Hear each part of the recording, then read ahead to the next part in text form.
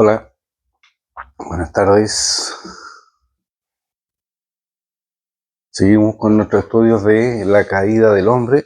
Hoy veremos la tercera parte.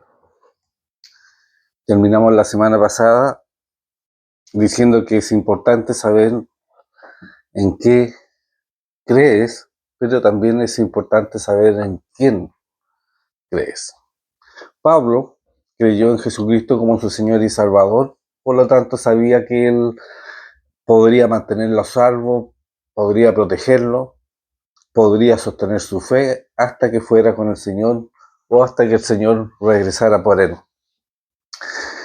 Y también, obviamente, a todos los creyentes que vivieran en ese momento, en el momento del rapto. Y como ves, si tú tienes esa perspectiva al mirar hacia ese día, si es tan valioso para ti como lo fue para Pablo, no vas a dudar, no vas a desviarte del camino que Dios ha trazado para ti.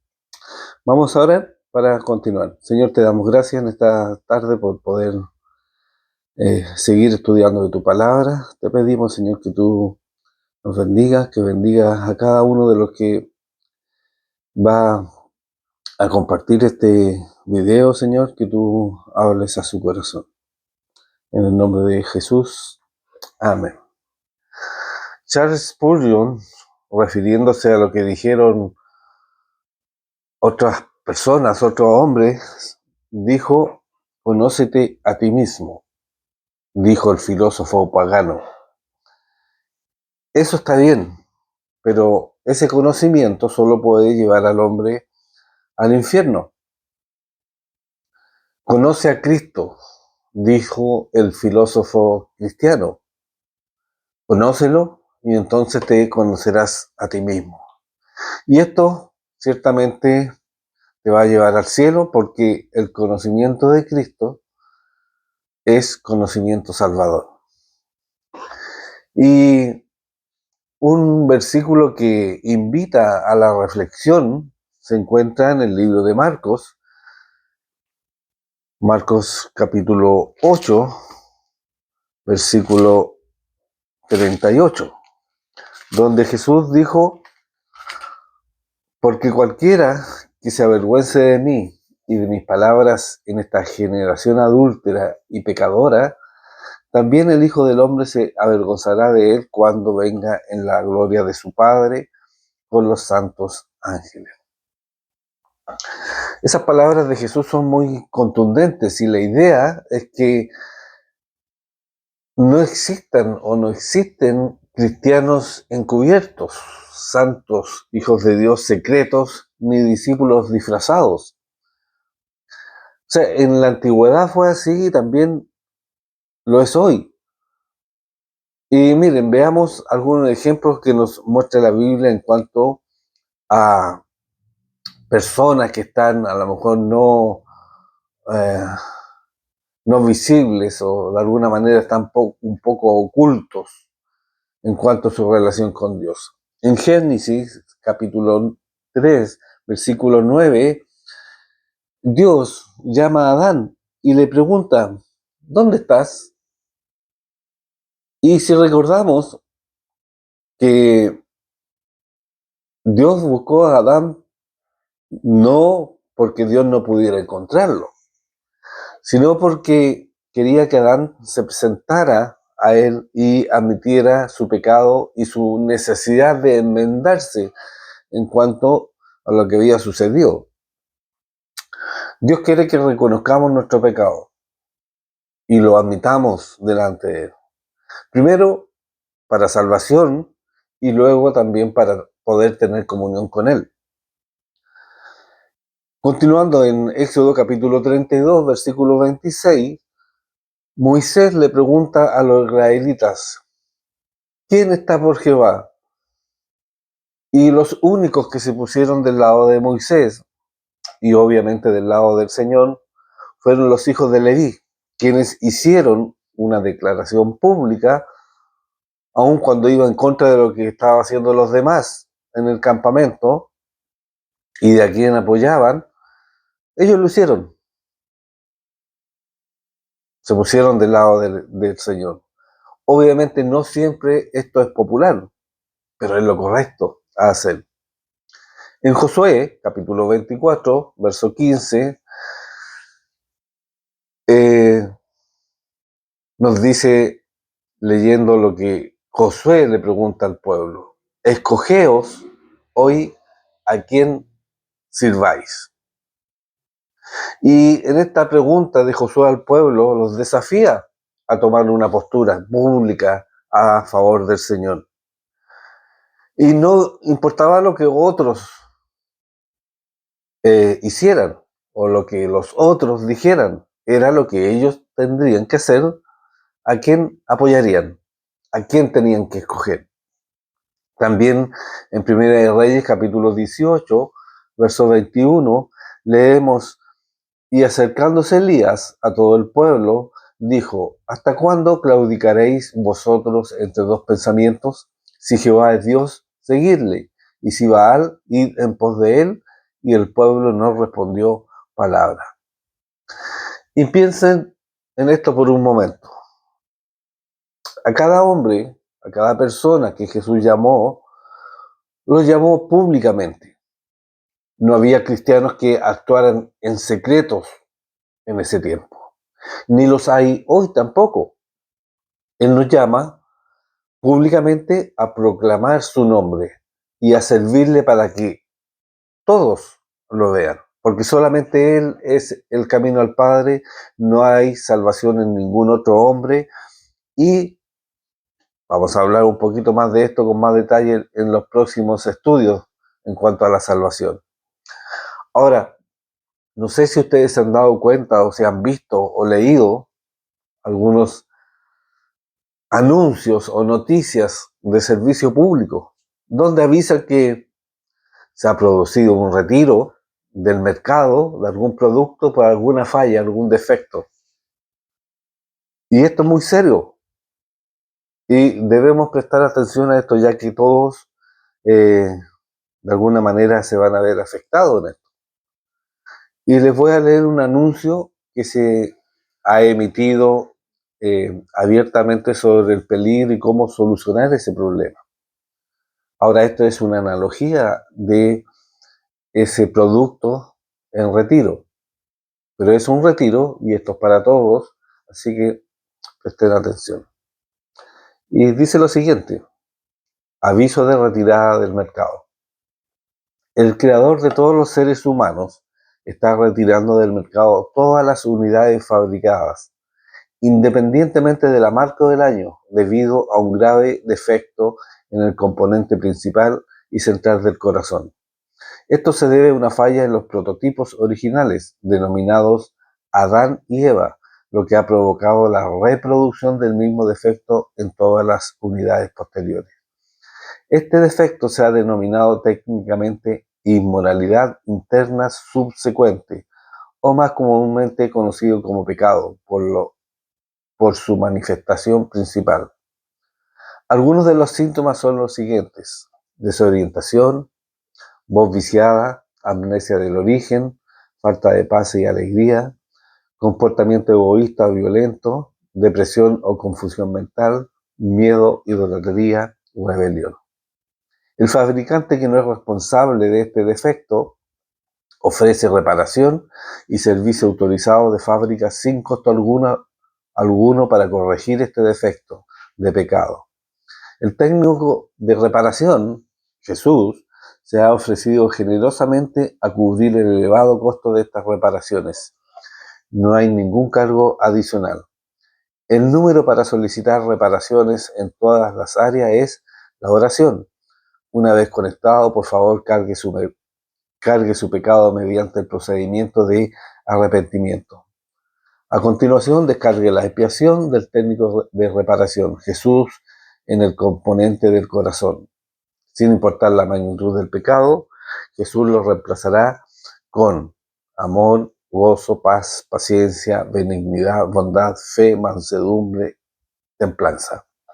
Consulte el manual de instrucciones, la Santa Biblia, para obtener más detalles sobre el uso de estas correcciones. Como mejora adicional, el fabricante ha puesto a disposición de todas las unidades reparadas una función que permite la monitorización y asistencia directa de un técnico de mantenimiento residente, el Espíritu Santo. Las unidades reparadas solo necesitan darle la bienvenida y él se establecerá permanentemente en las instalaciones. Advertencia: el uso continuado de la unidad humana sin corrección anula la garantía del fabricante, exponiéndola a peligros y problemas demasiado numerosos para enumerar, y resultará en su confiscación permanente. Para servicio de emergencia gratuito, invoque a Jesús. Peligro: las unidades humanas que no respondan a esta acción de retirada deberán ser desechadas en el horno de fuego. El defecto del pecado no podrá entrar al cielo para evitar la contaminación de dicho lugar. Gracias por su atención. Y para terminar dice: por favor, ayude en lo posible informando a otros sobre este importante aviso.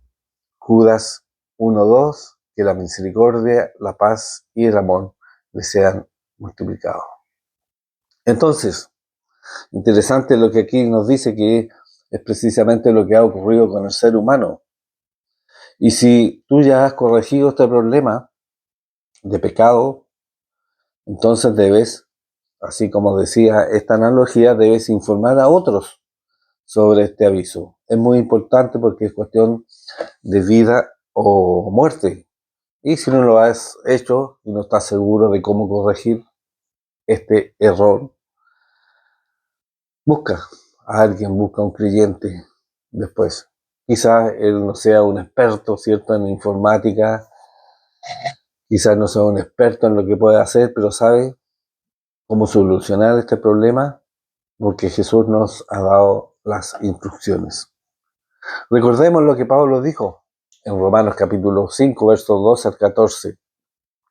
Por tanto, como el pecado entró en el mundo por un hombre, y por el pecado la muerte, así la muerte pasó a todos los hombres, por cuanto todos pecaron.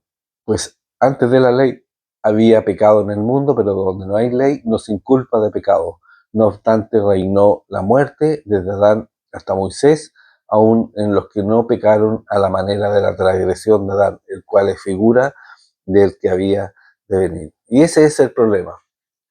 El pecado heredado de Adán y nuestro propio pecado obviamente adquirido. Por lo tanto, no podemos entrar en el reino de Dios, no podemos ser salvos, no hay nada que podamos hacer nosotros al respecto. No podemos salvarnos a nosotros mismos, no podemos hacer nada, ninguna buena obra para salvarnos.